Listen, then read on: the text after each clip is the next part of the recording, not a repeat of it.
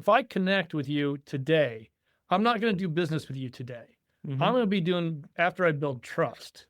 And that takes time, so you got to really focus on building that trust and just making sure you're putting the right content and knowing your market better than everybody else. And there's no shortcuts. Your network is your net worth. Come listen to some of the most successful people I know share invaluable knowledge, stories, and advice in real estate, business, and beyond. This is Weiss Advice. Whether you want to take your business or personal life to the next level, look no further. Welcome back to another episode of Weiss Advice. I am your host, as always, Yona Weiss, and I am excited to be here today. Great guest. Amazing to have him here, Joe Killinger, the one and only. How you doing? Good. Thank you for having me on, Yona. I appreciate it. It was nice meeting you at CREI Summit, by the way. Likewise. I was shocked to see you in from Israel at that time. I couldn't believe it. I'm like, I think you won the longest distance, right? I did. In fact, I got a medal. Yeah. I got an award. Yeah. Well deserved. I came all the way from Israel and all I got was this medallion. No, it was good. It was fun. Listen, I love to go to events. I love to meet people in person, and especially people like you and amazing people at the CRI Summit was just, incredible people. And it's funny because probably the last 10 episodes or so of Weiss Advice have been people that, I finally met in person at that event. And I've just, invited like, hey, we got to do this online on the podcast as well. So I appreciate and grateful to you for taking the time out. Oh, thank you. Yeah, the CREI Summit, you've got a lot of top-notch people there. So it's great to be part of it. Yeah. Listen, you're an icon in the real estate industry. You've been doing this for 30 years and you've been around longer than most people. And I'm just impressed, but I'd love for you, if you wouldn't mind, kind of give us a little background, like for our listeners who may not be familiar with who Joe Killinger is. Okay. So I got interested in Nebraska when I was growing up. I grew up in a small town in Nebraska, Wallback, Nebraska, go Big Red. But really, my dad was in auctioneering. And so he started off doing livestock, ended up doing some real estate stuff, and that really interested me. Then I went off to the University of Nebraska, and I ended up running into a mentor that taught me how to sell farms. And I got my real estate license as soon as I turned 18 and never sold a farm. I was 18. I looked like I was 12. But the mentor that I had still took the time to teach me so much. I'm so thankful for him. But we ended up losing the farm and that I grew up on. And so my dad decided to do auctioneering full time, and which, it sounds terrible, but it was actually a godsend. And because it was how this was they were in their mid 40s probably then. And they just became this top notch real estate and auction firm in central Nebraska. But I just didn't have a place to go back to though. So I ended up packing up everything, moving to California because I couldn't afford to be in school anymore, and got into real estate in Southern California, started doing residential. It took me a few years, realized that's not for me. And so I gravitated toward commercial real estate. Now, in the meantime, to be able to afford to focus on commercial real estate, I took some horrendous jobs. I've cut trees. I worked at Stride Right Shoes. I learned a lot about management working Stride Right Shoes. The day you have to do inventory at a children's shoe store, that's not easy. But what a lesson that was. Exactly, right? A lot of ups and downs. Oh, yeah. Yeah. And that was Laguna Hills Mall. But then I ended up getting up to LA, meeting some people, and ended up at a commercial real estate auction company and I can't say the name because I got laid off from there. And my business partner now, George Pino, the CEO of our company, is the guy that actually laid me off. And so he got laid off a couple of months later, and he had the gall to call me. And I said, okay, buddy, since you laid me off, we're going to be partners 50-50. And we've been partners ever since. And we own Commercial Brokers International here in Los Angeles. We have Icon Capital Advisors. It's a partnership with BMC Capital. It's a commercial real estate mortgage company. And then we have Commercial Real Estate Affiliate Network that is a group of independent commercial real estate brokers that band together.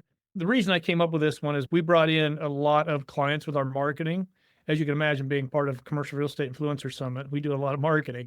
And we started getting international clients coming in. And it was all fine and good until those clients wanted to move across the country, and then we couldn't service them.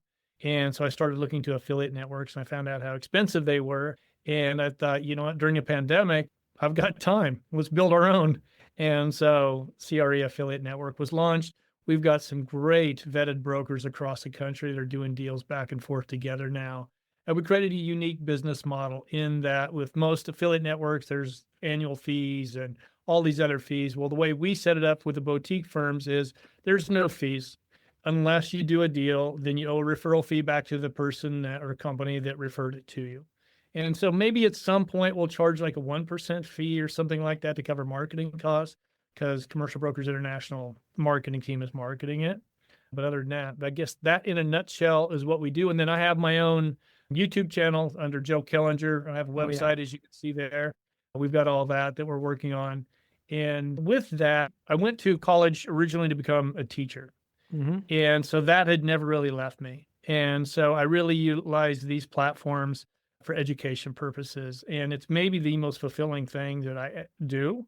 And I get to teach in our office here with our new agents. I get to teach them. So it's just something I really enjoy doing. I hope I didn't go on too long there. No, not at all. Listen, everyone has a story. Listen, being in the industry for 30 years, you've got a longer story than most people. I think you summed it up pretty well in that short amount of time. And it's amazing how so many people come from different paths and wind up, into real estate. It really does show how it's really for anyone and everyone. And it's just kind of a calling. But the fact that you had that passion for teaching and continue to teach even today, I relate to that a lot. And I think a lot of people do as well. And I've actually met several people who are in the real estate industry who were former teachers. And it shows because they're able to give over information in a very concise way, in a way that people understand it. And for real estate investors, for example, or you're dealing with clients who are buying, or other brokers on your team, they're people that the biggest impediment that they have to getting the deal done is education, is just knowledge. They're just missing information that they don't even know a lot of times that they don't know. And so when you can provide that for them, it goes, a long way. Yeah. And it's just very fulfilling, and I love it. I'm thankful to be in the commercial real estate industry because it's such an amazing business. And I think the younger generation, if you're thinking about it, what a perfect time to be getting into it. It's just such a great time with AI changing everything. It's really going to evolve quickly, and it'd be a good time to be part of it.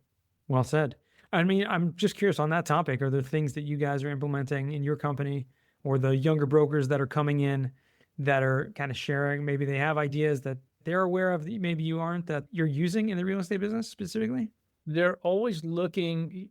First of all, they keep us on top of some of our existing platforms that we already belong to. Some of the new technology, we get so many. This has just happened, is why it's so fresh in my memory, is that, so there's a platform that we belong to, and they were sending emails about updates, but we get so many of them that you tend to kind of ignore them. Well, one of the newer agents said, "Hey, have you seen this update?" I'm like, "No, I haven't." And we call the salespeople, goes, "Well, I've emailed you." I said, "Well, you email me every damn day." So, they tend to keep us focused on what we're doing, but they do bring us new tools. They're watching all these new tools that are coming up, and we're testing. There's probably one a week that we sit down and go over and take a look at that somebody will bring to us. Some of them we like. Some of them are kind of rough. Yet we had a call with a AI cold calling company. It's amazing what they've done. We talk to them about every 6 months. And, the first iteration, not so good. This one was it was so much better, but it's still not there yet. And they know it, but we're just giving them insight about what they think that we should be doing. We're actually talking to companies and giving them our input as well. Yeah, the younger generation we learn a lot from them. They come in, there's so much, they were born with one of these damn things in their hands, right? So they make things so much faster. And next thing you know, I'll find some of our more senior agents are sitting in the conference room with one of the newer agents and getting trained by the youngster, and how you can be more efficient with these tools. And so, it's nice to see the balance. If you get somebody older really showing, mentoring the younger agents, but then the role of the younger agent showing the new technology and kind of mentoring the other way around. It's fun to see. And but you've got to build that in your company. You've got to make sure there's an open line of communication within your company. 100%. And I think that's one of the most important things of having people of all different kind of walks of life, also providing different things. You have insights in how to relate to different people. You're dealing with clients, hundreds, probably thousands of people you're trying to be in front of every day, the messaging is different also for, different people. So you want to make sure to have that in mind. It's great to have kind of different perspectives on that. So that's Yeah, the pretty, more diverse you can be, the better off you're going to be. for sure. All Absolutely. these different opinions, and it's key. You'll find great success by doing that. Absolutely. So what would you say is your main focus at this point in your career? I know you said you have several companies, the brokerage, you have the mortgage company, you have a lot Yeah. going on, the investments on your own side as well. Yeah, we have investments too. I guess I didn't bring that up. We invest in property, single tenant net lease deals. We have it for a couple of years. We're probably going to get started back with that this year. We're going to start buying again. We've just been sitting on a pile of cash waiting for something to happen. But Some and then deals we're that going make to try and sense. Yes, exactly. That's exactly what we're looking for.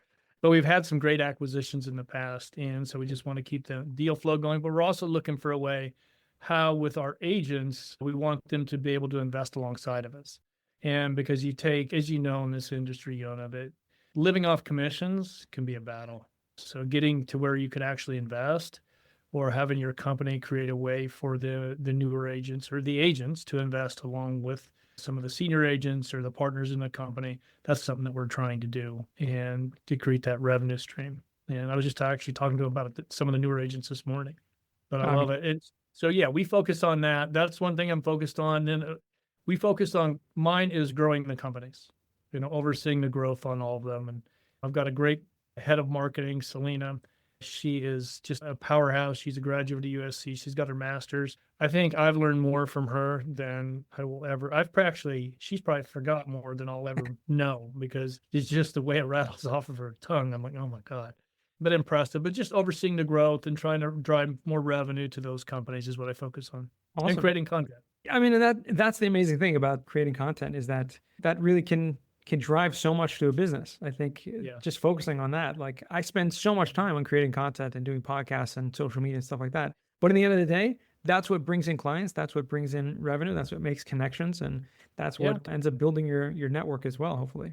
Oh, absolutely. So we put a lot of content out, not just with my stuff, but Commercial Brokers International puts content out. Mm-hmm. We probably get 2 to 3 leads a week. And usually one of them is good. The other 2 are marginal when the agents try and work them out. But we pull in international clients on our content. We're a small firm of 16 agents, and we've got 5 international clients who we're working with right now. That's unheard of. And it's all from our content creation. That's crazy. They see it and they call it. And actually one of our agents, Ari Mencius, she just got a really nice company that called her and offered her Instagram or LinkedIn. I think LinkedIn is where it was. And so the content creation works, if you do it right. That's the thing, is you can't just be putting content out. You got to bring value. Always adding value, for sure. 100%. 100%. I mean, and marketing, again, is probably the backbone of every company. People who overlook it actually are overlooking probably the main thing. I've had people tell me, why don't you just get on the phone, right? Just make those cold calls. And there's definitely room for that. And there's, for certain people, like that's their best skill set and they should be doing that. But for other people, got to be using other tools as well. Well, there's a couple things. Is you are a marketing company first and foremost, because if you have the best service or the best product and nobody knows about you, you don't have a business. Exactly. So you got to get people to know you. And as far as just doing cold calling, that's great. And it's one of the best. I think we'll all agree it's one of the best tools out there. But why not create inbound traffic as well instead of just outbound? Get people to call you, because statistically you're going to find that the people calling you are warmer leads than the cold calls. Yeah. And so if you could get that two-way traffic going where you got inbound and outbound going, makes a big difference. I mean, every business does. I mean, I don't know any retail store that just opens the door and says, you know what, I'm just going to cold call. That's all I'm going to do. Yet we as a broker in the brokerage business, there's tons of companies, that's all they do, cold calling. Right. And it's funny to me because yes, it works, but it's a very, the actual, and I've never really looked at the data, but I just know from my own personal experience that the turnaround or the closing rate for cold calling is very, very low. So it's like you have to put in hundreds of hours sometimes until you actually see results. Whereas the same 100 hours you can put in on social media and the marketing can create inbound leads. And not only that, creates things that will be ongoing. When you put something on your YouTube channel, it's there and people will see it a day or a week or a month or a year from now. And, if you don't call someone today, you're not going to get anything, right? So there's a lot of benefit in that. Yeah, absolutely there is. And, another thing is a senior broker. This is one thing that we just had a conversation with and I didn't know that she was even doing this, but one of our senior brokers was going to the newer agents in the office, and she normally doesn't take smaller deals, but if it's 1,500 or 1,750 square feet or less, she won't take it. But she took a few of them that came into her. And again, this was new to me. I didn't even know what's happening, but she went and got a couple of the junior agents, the newer ones, and said, okay, I'm going to take this, but I'm going to do all the paperwork. You're going to do all the legwork. Understand? We're going to do this 50-50. And I had no idea she was doing that. So it's tough to find those kind of agents, but if you can find those kind of agents or make it worth their time for them to really give a junior like that the time, I think in our brokerage industry we need to evolve, right? This bringing people in and just having them cold call and, the senior gets 50% of it and the company gets 50% of it. There's going to be some changes there, I think, because I think there's going to be a lot more opportunity for these younger people to go find a way to make a living a lot faster.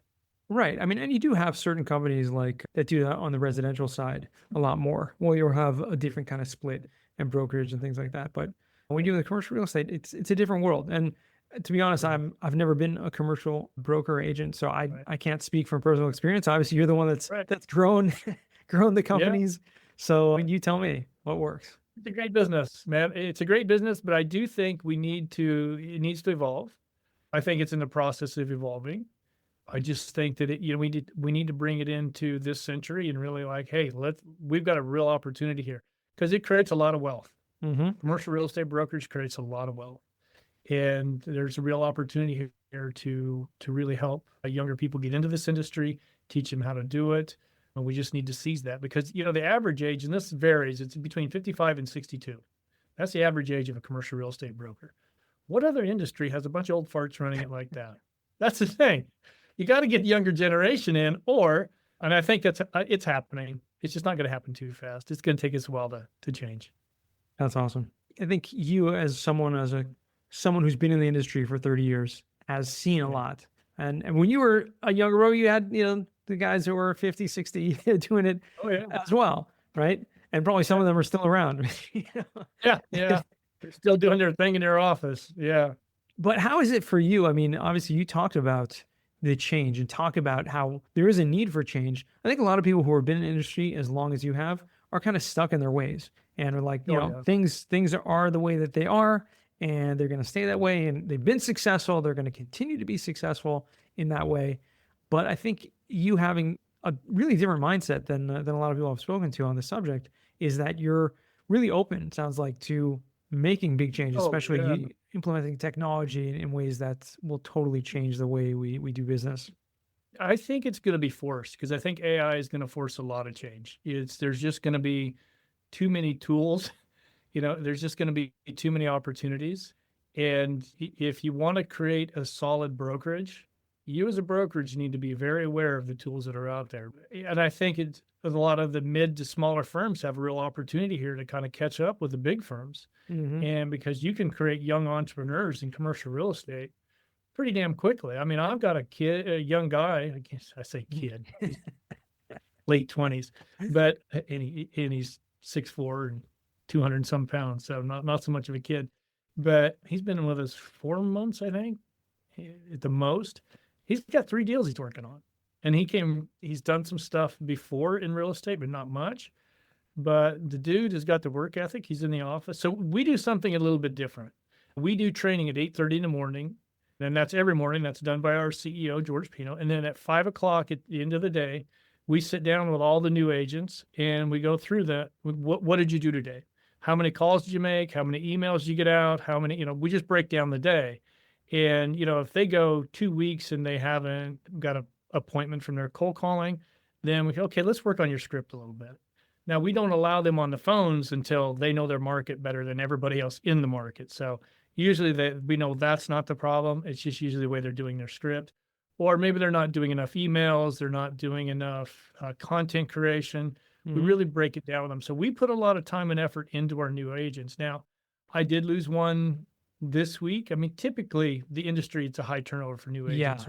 We're a lot lower, but I had one that it was out doing business and she's going to make 50, 60,000 in the next 3, 4 months, but she wasn't coming to classes. And so we had to let her go.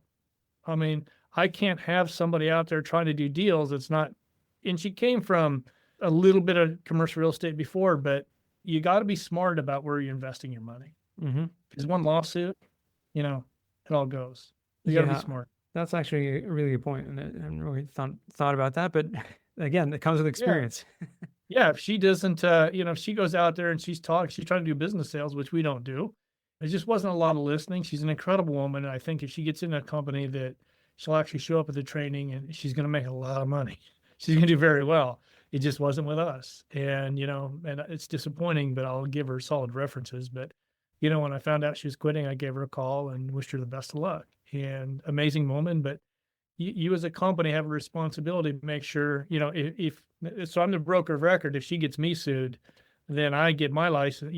There's too many ifs, Yeah. and you got to watch out.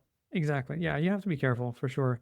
And I mean, you mentioned this, and it's something that I've noticed as well, that the commercial real estate brokerage and also residential, for that matter, has extremely high turnover rate, meaning people get into it and they think they're going to make a ton of money. And unfortunately, when you're dealing with just, commissions, or you're dealing with any sales job that's on that matter, it's very difficult unless you have like a runway, you have someone to do that. So why do you think it is that your company has a lesser of a turnover rate than some of the others out there? I mean, and again, it's in the industry, so I'm not surprised by it. I tell you, the reason that we have the turnover is I think they see this stuff here, this little gray hair. They think, oh, he doesn't know how to use AI, or he doesn't know how you could use these new tools. And, we tell them, we said, listen, you're not going to make any money for the first 8 to 12 months. Not going to make any money. And, and I tell them, you're going to be in class 8:30 every morning, and then you're going to close out the day at 5 o'clock. We tell them everything. We break it down exactly we'll tell you what your first 6 months, what exactly, actually, I'm putting a post on the Joe Killinger website, your first 90 days in commercial real estate, and I'm going to post it there. And so everybody can see it. It'll probably be out in the next couple of days. And well, probably by the time this video is out, For we sure. should have it up on the site, but what to expect in your first 90 days and how to build a career. But you'd be surprised how often, I didn't realize it was going to be this much work. I'm like, we went through 3 interviews and I told you every one of them how hard it was going to be. But I think in business, there's no magic pill. Mhm. And I think they are hoping that there's going to be a magic pill somewhere. And our company is structured that, whatever split you start on, and typically the new agents are 55, there's no extra fees. We don't have any fees or anything like that. Whereas if you go to a larger firm, that's going to be, your senior broker is going to get some, the company's going to get some.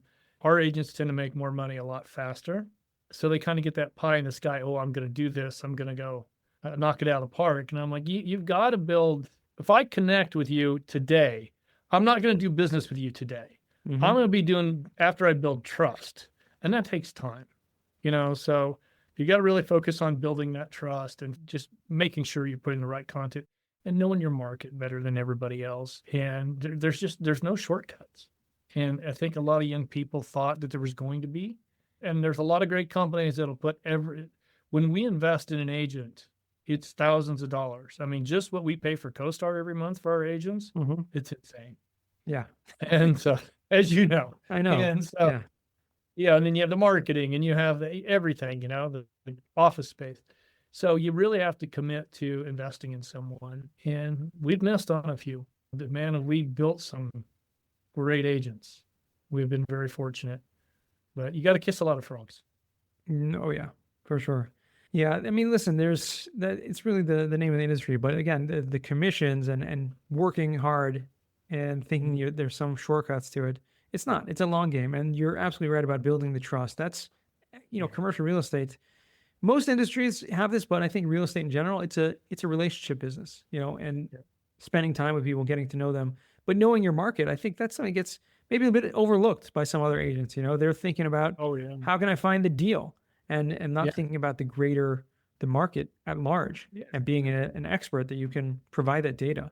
I know a friend of mine who was a broker out in Texas, and also in the title business as well. And he was like he knew all the data of like every single multifamily deal that took place, transaction, and not just every deal, but every basically apartment building in like DFW. It's like incredible data. So like anyone who ever came to him, he would know exactly everything about every apartment complex. It's crazy. It's like a crazy amount of knowledge to know, but that's someone who's really knows their market.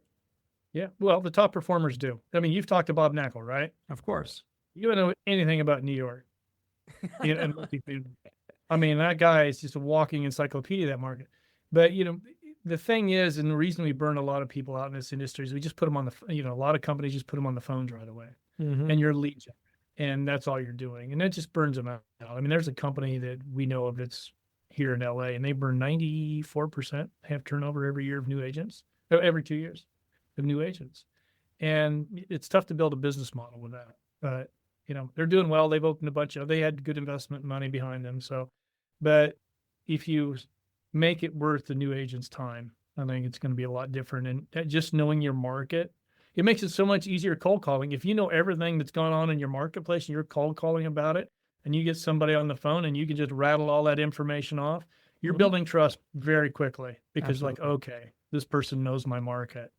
They know exactly what I'm doing here. And so that puts money in your pocket faster. It gets the clients to trust you faster. It's just a win-win. And are you guys focused primarily on LA or Greater Southern California or Southern California? Markets? Yeah, we're Southern California, but we're doing deals all around California right now. We brought in he's an ex-attorney, got tired of being an attorney, wanted to be in real estate. And he was the CEO of, he was a head of real estate for Orange County here in California. So he knows a little bit about real estate. So he got stuff going all over state, but we don't ever worry about him. But then we have the affiliate network. So we've done deals. I mean, we've got deals going on around the country right now. So through the affiliate network. Yeah, I'd love for you to tell me a little bit more about that affiliate network, because that's something that's pretty fascinating. And you said you built it, around COVID, when COVID happened, just kind of building something out. What does that actually entail, and how does someone, get involved in that? I picked up the phone and started cold calling and had to do some research. When I would send an email out. So I'd go on and look for a broker, just say in Montana, which we don't have anybody in Montana. So I'm still looking for somebody. And I'd look up a company, check their reviews, see if I knew anybody that might know them on LinkedIn, the owner of the company on LinkedIn, and, see about an introduction and send an email. Then I do a cold call, call them. Most of them wouldn't return calls, but when I get somebody, then I just have a conversation with them, vet them out, and just say, listen, this is what we're looking to build. And we want to be able to compete with the big guys. There's no fees for this. And if you get deals in Montana and you want to send them to New York or Dallas or to Florida, you now have that ability. And so it's just going to be another income stream for you. And so that's how the pitch would start. And then we have to really vet them out and really see, what kind of business do they do, and, see if we knew somebody that knew them. And man, we've been very fortunate. We've got some great companies. Do you know Corey Zelnick in New York?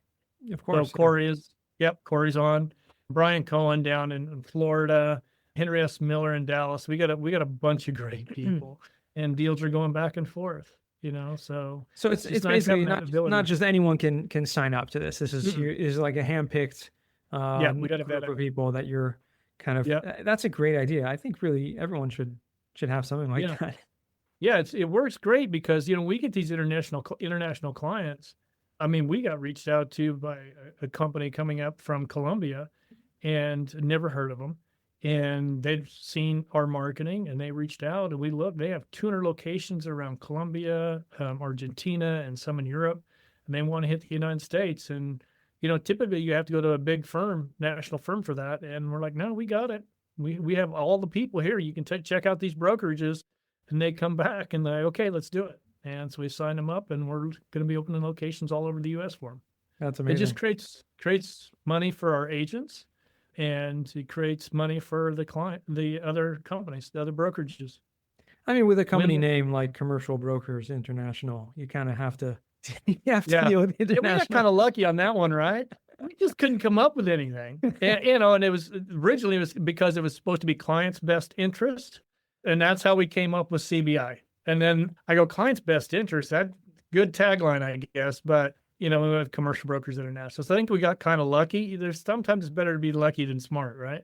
Oh yeah, for sure. Well, Yeah. Joe, this has been awesome. I'd love to transition now to what we call the final four.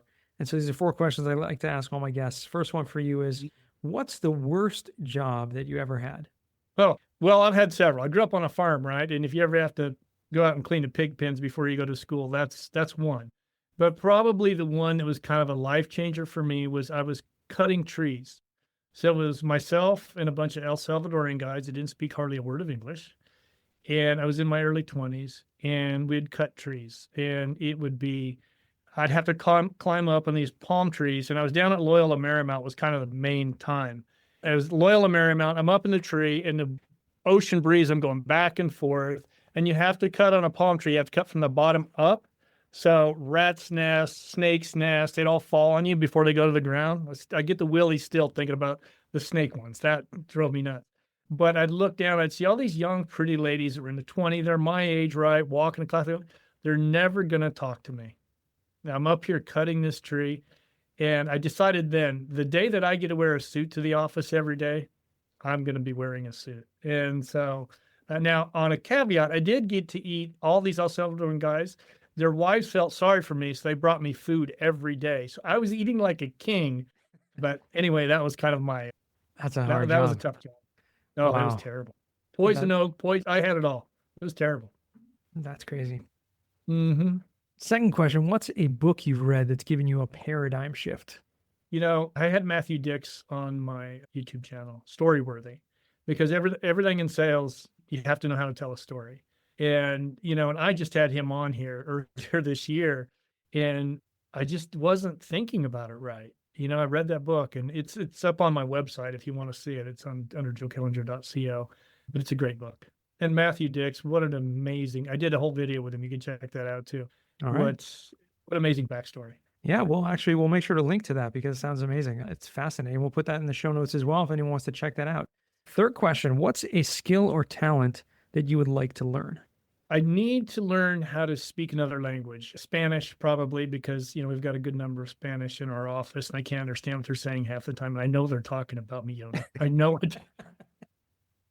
I want to know what they're saying. I want to surprise them someday. Can I get your phone and just get the Google Translate on? Yeah, I should have, right?